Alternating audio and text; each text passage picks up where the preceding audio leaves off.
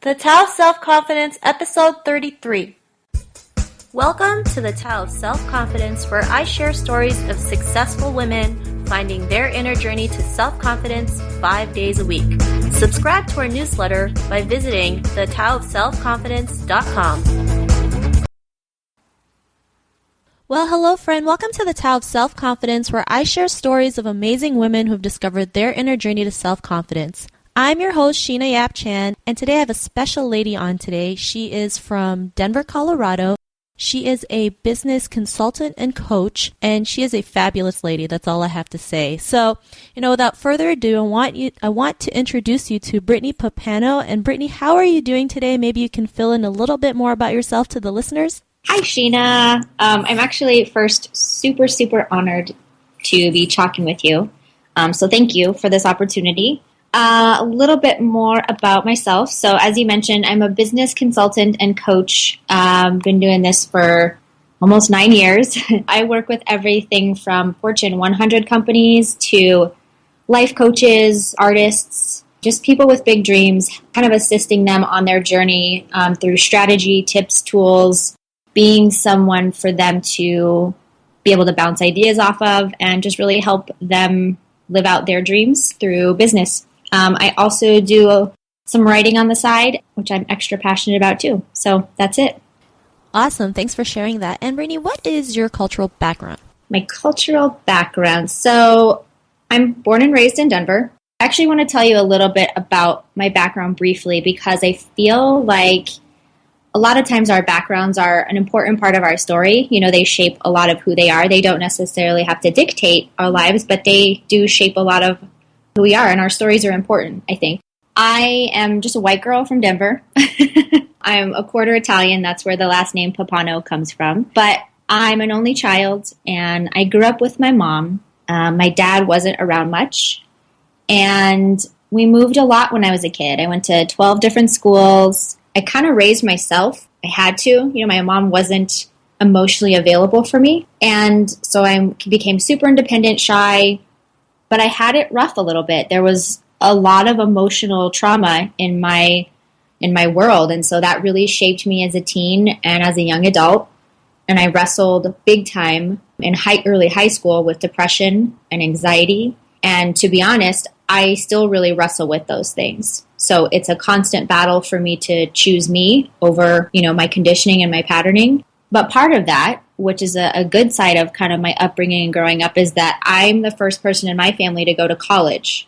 I'm the first person in my family to own my own business. I'm the first person in my family to break a lot of the patterns and conditioning that I experienced. So that's one thing that I really pride myself on. And I feel like it's kind of my duty to share my experiences with other women, particularly to help them to just see what's possible.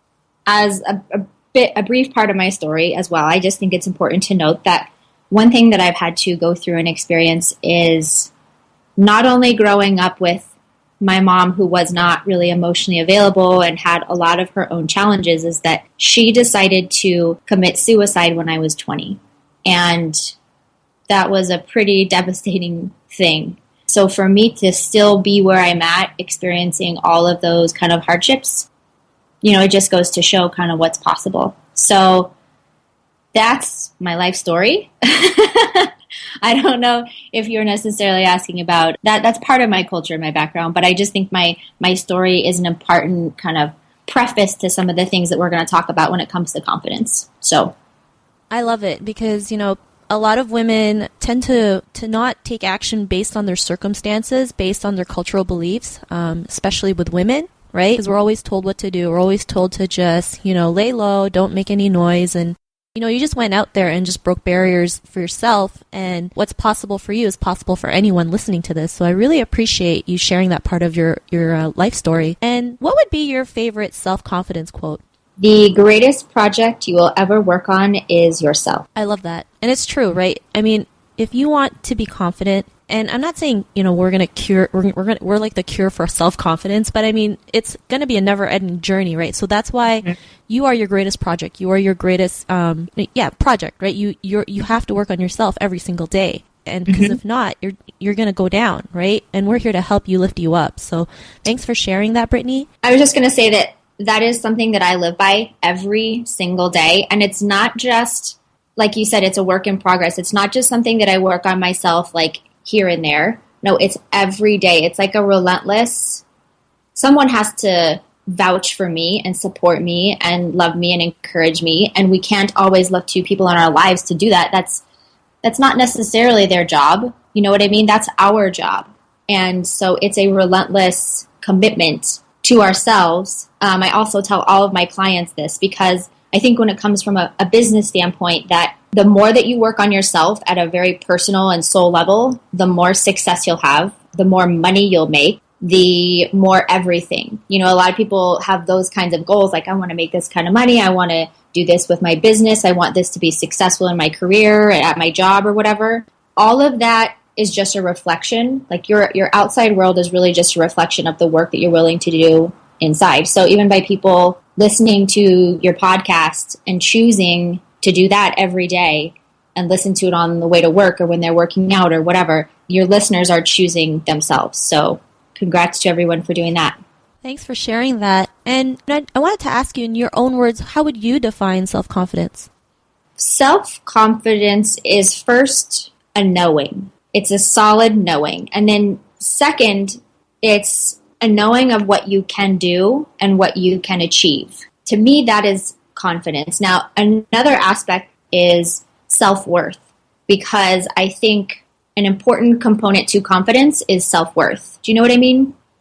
Yeah, for sure. I mean, you have to see yourself as worthy, right? I mean, so many women out there feel like they're not worthy of the things that they want in life, right? I mean, I'm guilty of it too, right? And even when I go down that rabbit hole, I have to stop and tell myself that I am worthy. So I think self-worth is like one of the most important things when it comes to confidence. Right. And just as you were saying, I think all of us have some sort of conditioning and patterning that get in our way. Our work is to do our best to undo some of that conditioning and patterning to reveal who we really are. And in that is when we discover that knowing of who we really are and who we are not. I think self-worth and confidence, it takes a lot of courage, like a lot of courage to be yourself, to face challenges, to face yourself, to, and as you said, want what you really, really, really want. Like it takes a lot of courage to want what you really want and to be who you know that you really are. A few other components that what I think of when I think of self-confidence is it's living your truth. And there's an element of being in a truly, truly confident person. You know, there's a level of kind of effortlessness or not trying so hard because, again, that goes back to that knowing of who you are. And so you really don't just have to try so hard. And when you do try hard, it's for you. It's not for anybody else. I think one of the things that I've had to learn in building my confidence is that I have to set some boundaries and I have to be okay with those boundaries, especially with people I'm very close to and loved ones and, you know, family and significant others, like really setting boundaries while still keeping my heart open and saying no to some things and saying yes. But that's part of my confidence and knowing my self-worth. Thank you for sharing that, Brittney. And I know what you mean by having that knowing, because when you're yourself, it's just such an easier flow. It just feels lighter. Mm-hmm. And you're not as stressed. Mm-hmm. So yeah, it's very freeing. It's very liberating. But again, it takes practice. Like, and it's a continually evolving process. Yeah, for sure. I mean, that's why we have to work at it every single day. So thanks for sharing that. And mm-hmm. you know, what was your life like before, like your discovery of self-confidence?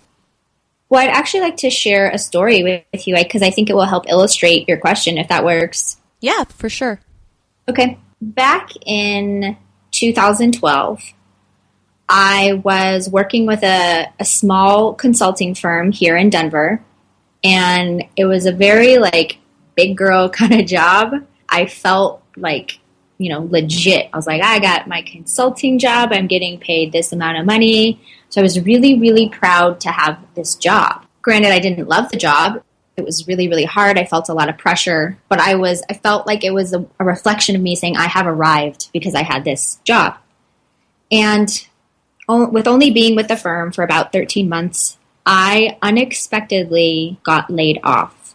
And I had no notice. I was devastated, like completely devastated. You know, how was I going to pay my bills? I only had a couple of $1,000s in savings. I had no idea what I was going to do. It was a really, really defining moment in my life as a woman, as a businesswoman, as a human being to go through something like a layoff. And when I got laid off, I buckled down. Like something in me emerged that I don't know if I knew that I had, but looking back, I now realize that it was the thing that emerged for me was something that I had been cultivating for years. It was that self-confidence. It was my self-worth. It was that knowing and who I am and what I can do and how I can, rise. It just naturally emerged and it surprised the heck out of me. But to wrap up the story, I was only unemployed for 6 weeks.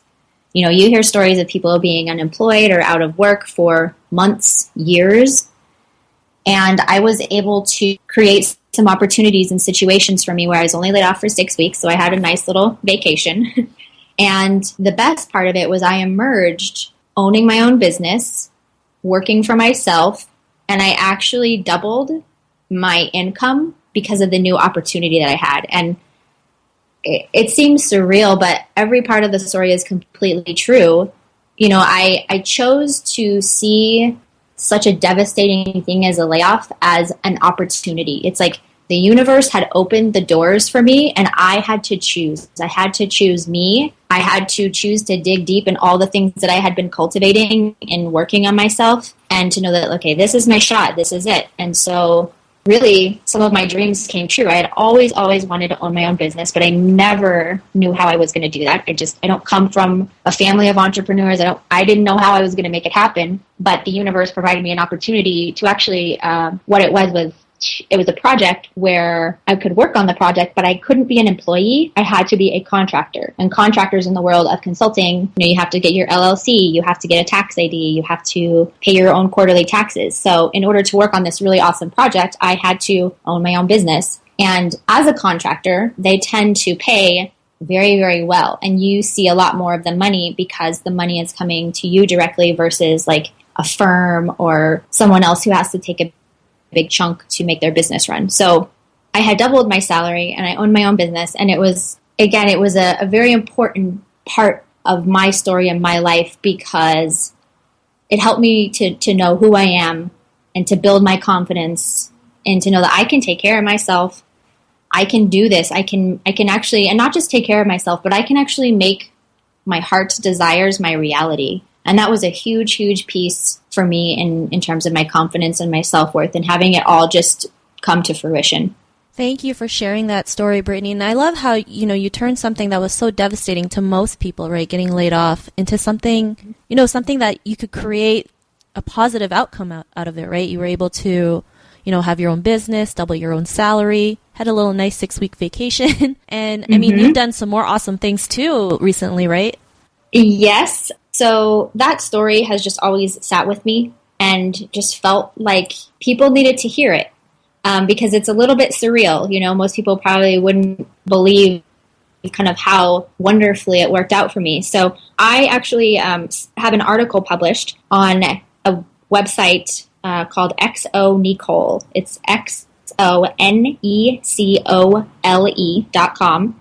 Maybe we can provide the link for folks, but it's just it's entitled How Getting Laid Off Was the Best Thing to Happen to Me. So if people want to check it out, they're welcome to. I actually go into the details of the process of getting laid off and what I actually did specifically in those 6 weeks to have such the outcome that I did.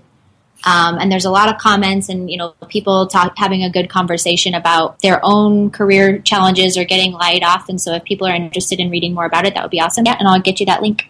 Thanks for sharing that. And, to the woman who's listening to the story, she's loving every minute of it. She, maybe she's in the same situation as you and, she's in her own journey of self-confidence. What would be that one tip you would give to her? Just one?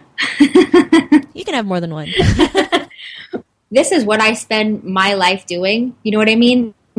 So I have a lot of tips, if that's okay. And I really can't prioritize them because I think they're all important because I think a little bit of everything will resonate with certain people. One of the things that I think is super important and a tip that I'll give is to be unrealistic in what you want. Be a little unrealistic. Allow yourself to want what you really, really want, and ask your heart. The thing with this is you don't always have to know how it will happen.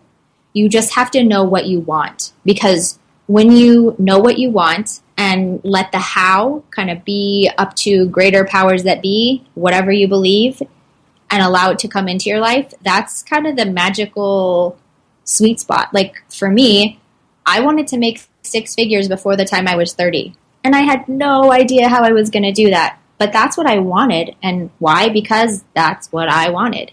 I wanted to wake up and I wanted to go to sleep whenever I wanted. And I wanted to have a lot of free time in my life and only work about 20-ish hours a week. Why? Because that's what I wanted my life to look like. So I think this could be for relationships or family or anything. I think it's important to allow your heart to want what it really, really wants, but then don't get too caught up in your head trying to figure out the how. Let the how work itself out. The other thing that I think is really, really important is learning to live for you and doing your best to care less what others think. And I say do your best because this is really, really hard for me. And I think it's really hard to do this with the people, especially that are close to us. Like, I think a lot of times it's easier to care less about what the world thinks, because whatever. But especially hard when people are really close to us, like what they think. Are they going to judge us for this? Are they going to abandon us or end the relationship for this? And that's really hard, but this is about you and staying your course. So learning to live for you, I think, is super important. Something else that I think is really, really, really important is to surround yourself with as many people, as many things, as many situations as possible that help you return to you, if that makes sense. Some of those things for me are yoga, meditation, my music. I'm a big, big hip-hop and R&B fan. I don't have a television, but I do watch a couple of TV shows, and I'll binge on them from time to time. Like right now, I'm obsessed with the TV show Power. Sunshine, massages, dancing, my dog, books, curling up with a book at my pool with a blanket or something. Like any of the things that help you return to you, because there is plenty in this world, from social media to our family to work to whatever, that can easily pull us away from who we really are. And so to continue to cultivate that knowing of who we are and the things that make us feel really, really good and the things that nourish us and replenish us. So whatever that looks like for you, that should be one of your priorities, is to do the things that nourish you and help you return to you. Because one of the things that I learned a couple of years ago, and it has stayed with me since then, is when you think about who you are and who you want to be, all those qualities and characteristics that you can kind of come up with, that's actually already the person that you are. You are already the person who does this or that or lives like this. Like, that's already in you. Your job is to just peel back all those layers, as I mentioned earlier, of like the hurt and the disappointment and the abandonment, all that conditioning and patterning to get to her, because who she is really you already. Awesome. And I loved all the tips that you shared. I mean, I think that's something that all women can relate to.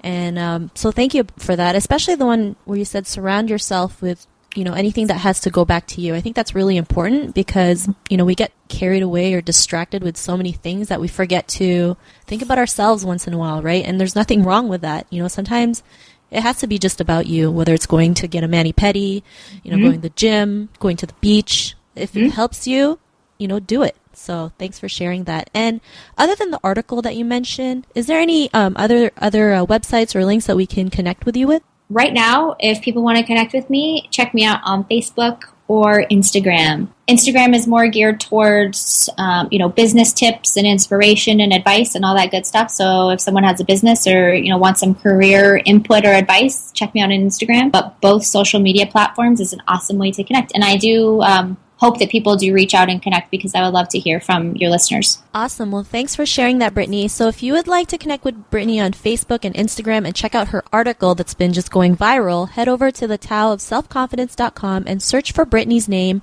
Her show notes will pop up along with everything else we talked about, and I really just want to thank Brittney for coming on and sharing her time with us, sharing her amazing story and journey with us. So Brittney, thank you. Thanks, Sheena. I love you. I appreciate you. Thanks. I love you too. And to the listeners, be on the lookout for another new episode of The Tao of Self-Confidence, where another woman shares her amazing journey to self-confidence, and we will catch you later. Bye for now. Thank you for listening to another amazing episode of The Tao of Self-Confidence. Check out our resources to help you jumpstart your inner journey to self-confidence by visiting thetaoofselfconfidence.com.